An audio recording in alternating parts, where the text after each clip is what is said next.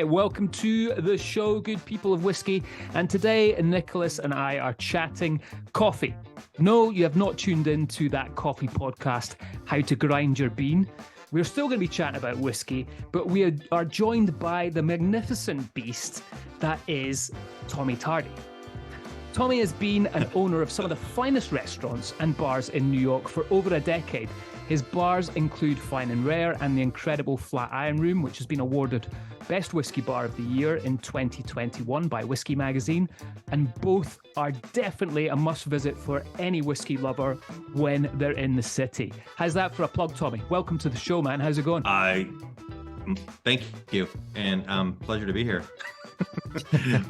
Yeah, no, that was good. I'm taking that you wrote that down and rehearsed it a couple times because that was mate, that was just all off the top of my head. That's the way I roll. That was just right off the top of your head. Yeah, okay. Right off the all top. Right, and his poem entitled "An Ode to Tommy Tardie." I think so. That Burns guy better watch out. Right, Tommy, I have to say, when we talk about something that's getting well roasted and not another whiskey podcast, we're often referring to either Daz or Brendan McCarran. Now, you're changing that today by talking about whiskey-infused roasted coffee beans. So talk to us about the journey going from, whiskey bar extraordinaire to barrel-aged coffee roaster. Well,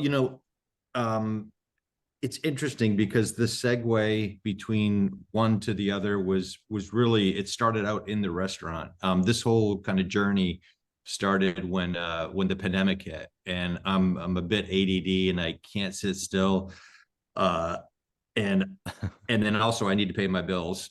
And the restaurants were both closed and I had a lot of free time on my hand. I mean, I really had nothing but time. And I was sitting in the restaurants alone a lot, just kind of, walking through and pondering and thinking. And I said, well, what happens if the restaurants don't reopen? What if we don't make it? What am I going to do? And that was kind of a journey in itself. I was thinking, if I'm going to do something, it's got to be something that I'm passionate about. And I think the reason why the Flatiron Room and Fine and Rare was a success was because I was into it. I liked booze. I liked, the whiskey. I loved learning about it. And I loved the kind of culture of it. And I think in general with people, I think if you're into something, you're probably going to do better at it because you like doing it. So that was important to me. But then I was like, well, what do I like? What do I want? What can I turn into another career? And I was like, I'm into motorcycles. I'm like, I don't know what if I could work in a shop, like rebuilding engines. And it was like, that's cool as a, something to do for fun, but I don't see that as a career for me. And then, I'm into fishing and I thought about that. And I like making things. I didn't think that would work out. And as I was doing this, I was drinking a lot of coffee. And I thought to myself, I really, really love coffee, arguably more than whiskey. Like I go to bed at night, and I don't know if you guys have this, but I go to bed at night and I'm like looking forward to waking up so I can have coffee. I feel that way at night. I'm like, tomorrow morning I get to have coffee. And I thought there was something there. So I jumped on a flight and I went to Colombia because I knew nothing about coffee, nothing other than just how to consume it. And pandemic was just starting to ease. And I went to Colombia and I remember contacting some travel agent that focused on coffee experiences. And I was like, that's a great place to start, for a guy who knows nothing about coffee. And I took my younger son with me and we went into Manizales, which is this coffee region in Colombia. And I spent like 7-8 days there. And every day I told him to book me with some kind of a coffee experience. And what I found remarkable was that the culture of coffee reminded me very much of the culture of whiskey. It was a lot of, families that it was passed down from generation to generation.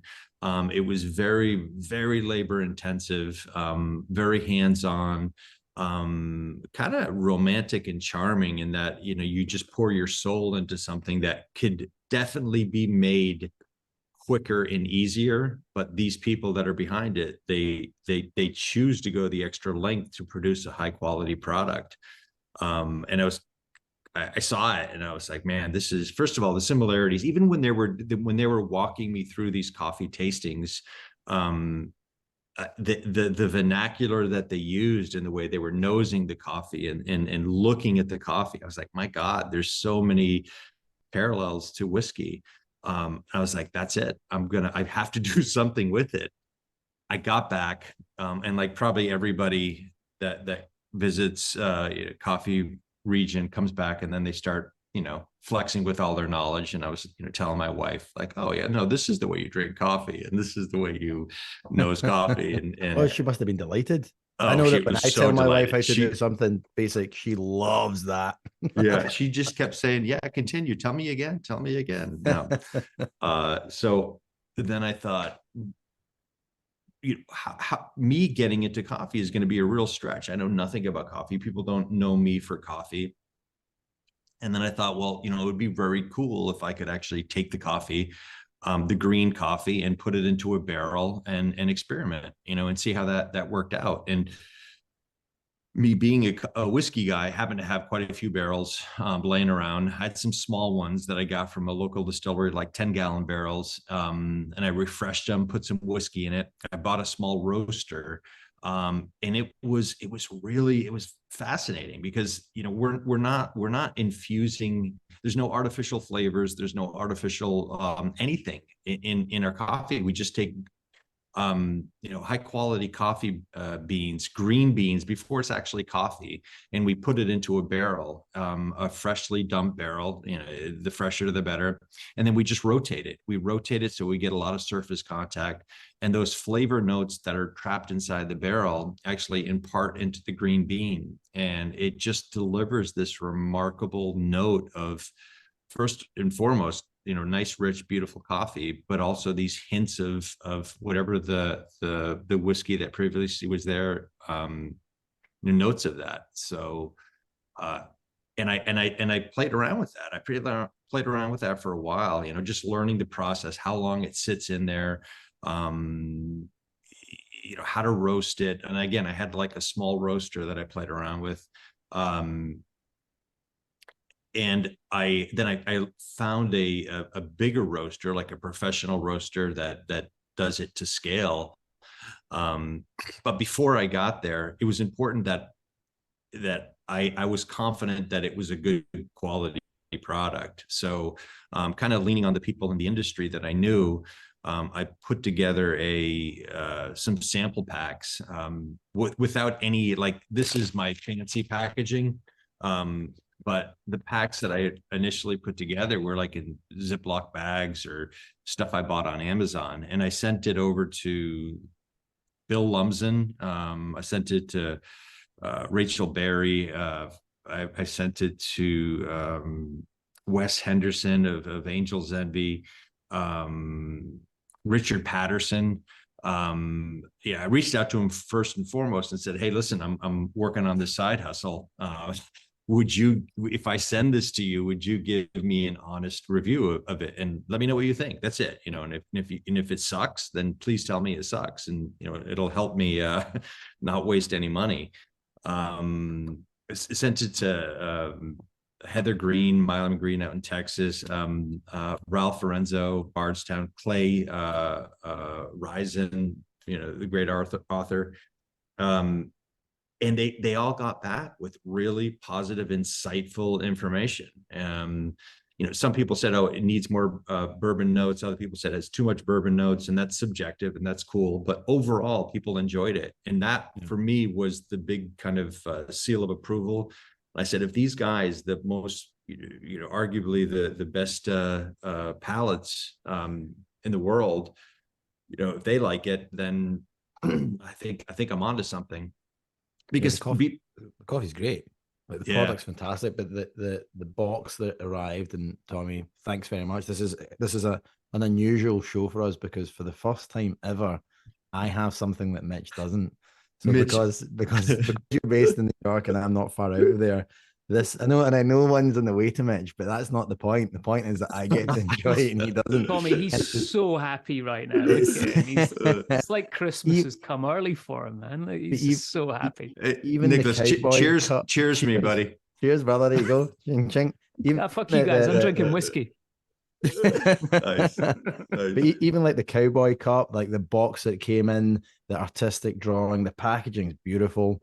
But the smell in my home when I was the little hand grinder that came with the kit. I took my time. It was it was a 10-15 minute process, which actually like usually, and I will admit I'm a quick Nespresso pod machine, boom, what a cup of coffee, right? Get my head and I get going with my day. But the theater around doing this was actually quite nice. It kind of slowed me down into the process and allowed me to appreciate the flavors at every stage of the grinding of the bean. Opening the pack, first of all, you get this kind of wonderful smell. And I opened the bourbon barrel aged Mexican whole coffee beans. You get that aroma up front. Then you get the grinding process where the coffee starts to really permeate into your house. And then that slow pour over into the cup. It was cracking. Really, really, I thoroughly enjoyed doing it. But the smell and the final cup of coffee is exceptional. I think you nailed it when you said the kind of not theater, but the whole process of doing it slows you down, and that's what I found too. It's that hand grinder that I sent you, and Mitch, when you get you'll agree. It's we recommend buying an electric grinder because a few of those. It's fun the first few times, and it's in a pinch. When I go camping, I take that. It's great. Yeah. But it forces you to settle down, and it's like, I think it's very much like whiskey, right? Like you put that time into it and you appreciate it a little bit more. So and then the whole aromatics like hitting you when you first open up the bag, it just kind of sets the tone for what you're about to taste. And what I love about it is we're not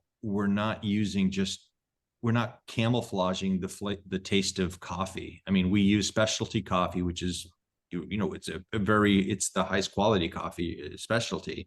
And we enhance that with these nuances from the barrel. So you're starting first and foremost with a really great cup of coffee, and we spared no expense in sourcing that. But then adding to it, it's combining the two things that I love, and that's where the Morning Dram came from. Like I love a dram of whiskey at night, and I love my coffee in the morning. So the morning is time for my Morning Dram. So in my mind, that made perfect sense. I couldn't believe it wasn't taken. Right. That's I can't believe it's not taken either. I want to rewind a little bit here, Tommy, because you've just touched on this a little bit, and you're obviously a big whiskey guy. I've been in Flatiron rooms, and how many whiskeys you got in Flatiron room? It must be 7 to 10. 7 to 10. Crazy, man. So your whiskeys well, and we have over 1,000. It's over 1,000. Yeah. Including all Shibuya, by the way, Tommy. So thanks for your support there. Always got to get the plug in, mate, don't you? Always got to get the plug in. No, but I want to know, and I read kind of interviews when this first came out with you, and you're very, I suppose, secretive about what casks you've used. But did you really kind of go like, all right, this is the particular brand I want, this is the particular flavor, or was it just all experimentation? And then moving forward, also, sorry, man, it's a two-part question, but have you got it in mind, like how you're going to move this forward and potentially look at other brands and look at other styles of whiskey with this? Sure. So initially it's trial and error. We started off with a bourbon, a rye, and then I got my hands on an Apra sherry cask out of Australia. Spent a lot of money on it, got it over to the US. It was quite dry, so the maturation process was much longer, and it delivered a much lighter note, and some people love it, others want a little bit more, but that was an experiment, and I think more of the experiments were how long it sits in the cask, because if you let it sit for too long, I found that you're getting it starts to overpower the flavor of the coffee. Similar to like an aged bourbon, right? Like, sometimes when it just gets too old, it's cool that it's old, but you just get these really, heavily wooded notes, and it's not for everybody. So it's finding that sweet spot where you have that perfect balance, kind of the harmony between the coffee and those flavors. So that's where the experimentation was, and was kind of the driver of the casks. Could I get it fresh? And where I want to take it. Well, an interesting thing that happened is we were contacted we're doing some partnerships with different companies, and we had a company. I don't know if you've heard of O'Shaughnessy's Distillery out of I think it's Milwaukee. I don't think is Milwaukee. I'm just edit that. O'Shaughnessy's Distillery, Minneapolis. There we go. They have Brian Nation. They took the master distiller, Jameson, to go over there, and they created the first Irish American whiskey. I went over to visit them, and we've been partnering with them. And so they ship us their barrels with a little bit of liquid in it. And so it's nice and fresh. And I tell you, that coffee, that partnered coffee is just fantastic. It's this kind of beautiful, it pairs so beautiful with the coffee pairs so beautiful with the that Irish American whiskey.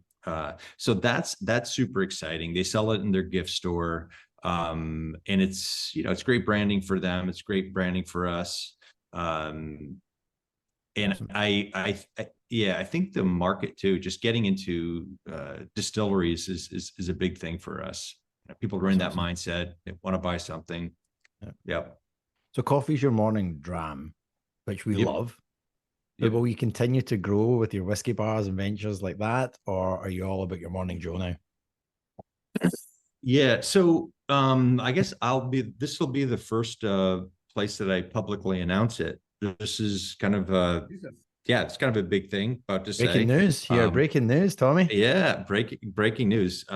We just signed a deal in Las Vegas. Wow. So that's Congrats. So that's pretty good. We're going to do the Flatiron Room, Las Vegas. Can you tell us a venue yet? I can't tell you the venue. It's a new venue. It's being constructed right now.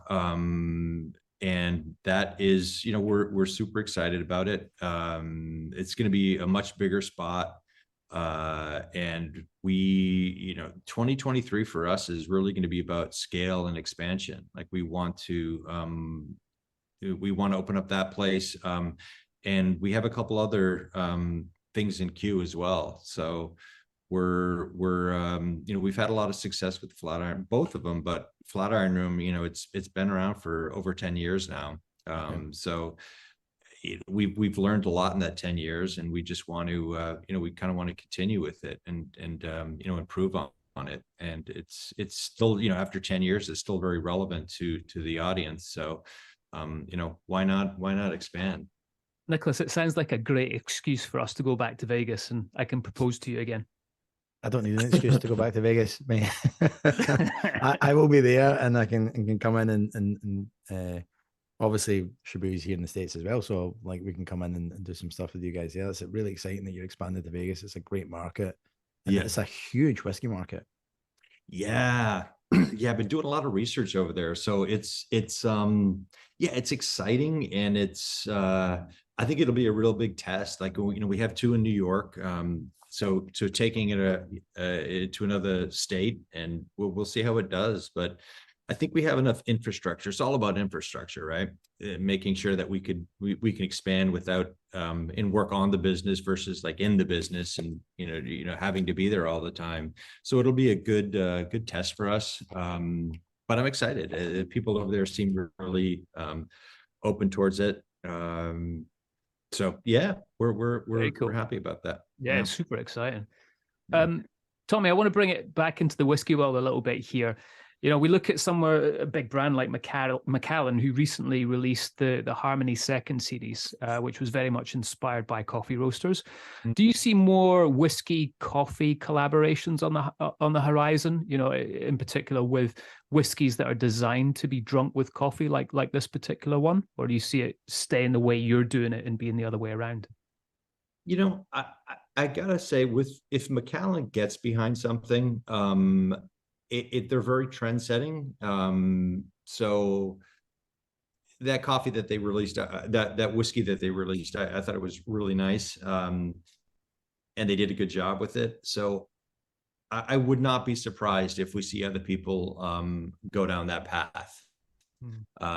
They Macallan obviously did a lot of R&D behind it, and I find that most companies, if they know a big brand got behind it, they figured they did it for a reason.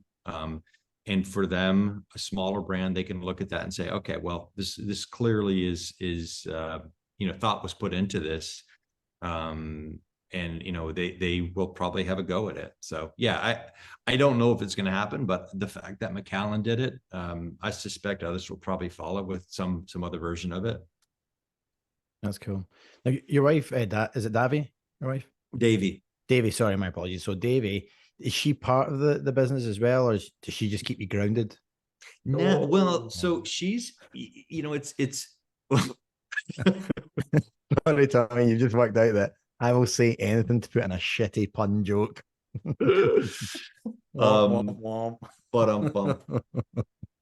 She is very much part of the business behind the scenes. She's kind of my she doesn't work in the business. I take that back.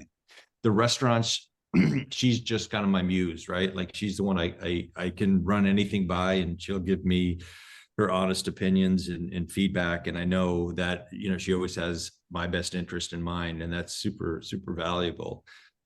With the coffee, she's a lot more involved. Like she's kind of been on this journey with me, and she's she's a lot of times the face of it. I, take a lot of photos of her and we post that. So she's a big part of the coffee business. Awesome. And it's fun. It's just enough that, she's involved, but we're not doing it so much that we're like, fighting. So it's good. It's a good balance. Yeah. Do you have a favorite coffee cocktail? Espresso martini. Come on, man. Classic. No brainer. So Tommy, we know that you're into your coffee with nothing added, but what's the worst thing that you could ever do to a coffee that's kind of common practice, I suppose? Is it like milk, cream, sugar, iced? Just how do you recommend people to drink it? It's similar to whiskey. I'm in that business, right? People come in all the time. They order whiskey. They order, Johnny Walker Blue and Coke, right? Seen it happen. They order. I've seen Glenfiddich 30-year-old with Coke. I literally have seen people order that. And so what we do, we don't make judgments, right? I mean, however you want to drink it is the right way to drink it. We will always put the Coke on the side and let them do that. But with coffee, we're using, I personally, you don't need anything to coffee. You don't need to add anything to coffee if the coffee is really good. I mean, you don't want to camouflage the flavors. You don't want to add anything else to it. Sometimes coffee is pretty harsh. Like everybody's had a gas station coffee and you taste it and it's been like sitting there for 18 hours. And sometimes it's just so harsh. You want to add some sugar, you want to add some milk, and you make a little cocktail out of it. And that's cool. But if you're getting really, specialty coffee and the coffee that we have, I would recommend trying it first. Try it without anything at all. And I think you may be surprised if you're used to drinking coffee with sugar and milk. And, there was a day that I did that as well. But try it first. And I think you may be surprised. So similar to whiskey, always recommend starting with it neat and then adding a splash of water or milk and then going from there. Right, Tommy, listen, we're going to wrap it up here now, but it's been great having you on. But before we go, we're going to do a quick fire round with you. Great. Absolutely. So kicking it off, what's the worst and best city in the world to get coffee? New York for both. There you go. Good. Well played. Ticks both boxes. There you go. Yep. You can either drink whiskey all your life or coffee. Which one's it going to be? Coffee. Oh, wow. There you go. Get off the show. No, you know what, man? It's like, thanks for being a guest and not another coffee podcast. Uh, what's the biggest celeb that you've ever had in your bar, and did you buy them a drink? Lady Gaga. Oh, Did not buy her a drink. She was surrounded. The whole, paparazzi thing was outside. Did not buy her a drink though. But I did think about getting her coffee. But I was just too much. On the note of your bars, Tommy, what's the worst experience you've ever had in one of your bars? Oh, good question. God, there's so many, Mitch. The worst experience that we've ever had in the bars. Busy Friday night.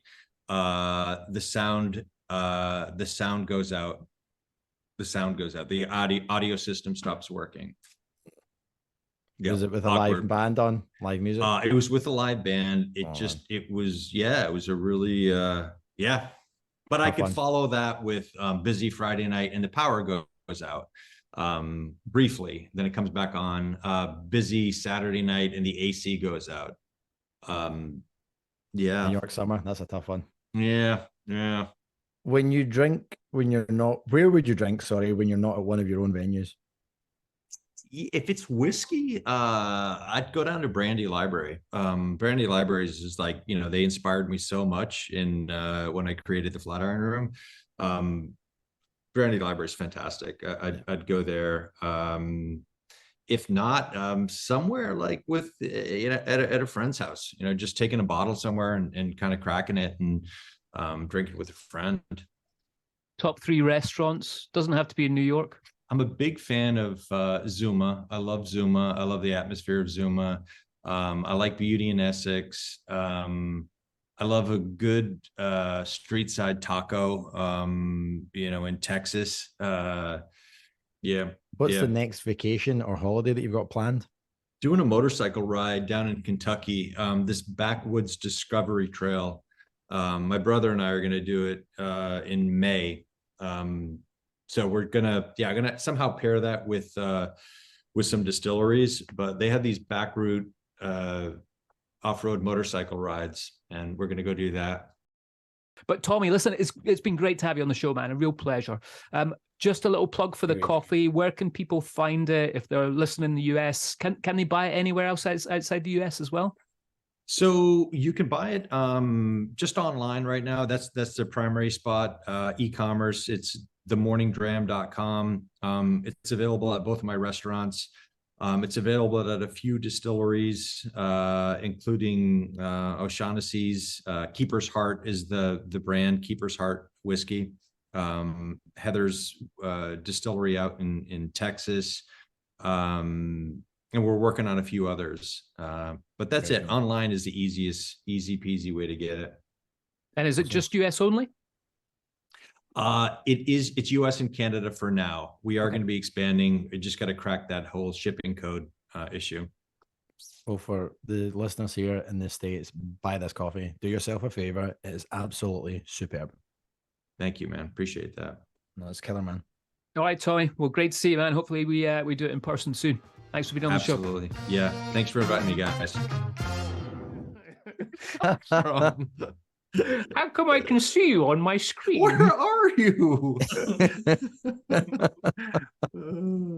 I should have said whiskey and not coffee. You're on a fucking whiskey podcast, man, not a coffee podcast. What's wrong with you? As it rolled out of my mouth, I was like, what a dumbass thing to say. I guess I'm trying to change all your listeners' behaviors to like just coffee. They're going to stop drinking whiskey. They're just going to, hey, Tommy said you should just drink coffee. I guess we should just give it up. The next time I see you, the background is going to be all coffee bags right there. We're going to